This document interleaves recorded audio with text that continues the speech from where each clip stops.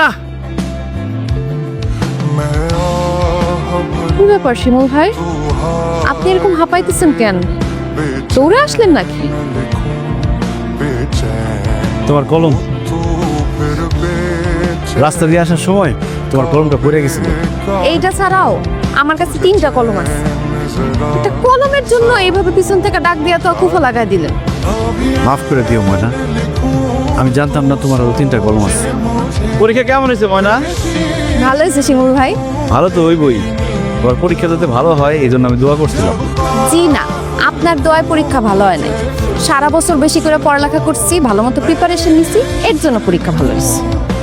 আচ্ছা শিমুল ভাই, আপনারা সব সময় দেখি যে রাস্তাঘাটে দাঁড়ায় থাকেন, আবার স্কুল কলেজের সামনে দাঁড়ায় থাকেন, আপনি কাজ কাম কিছু করেন না? না, কাজ কাম কিছু করি না, আর কাজ কাম করে খাওয়া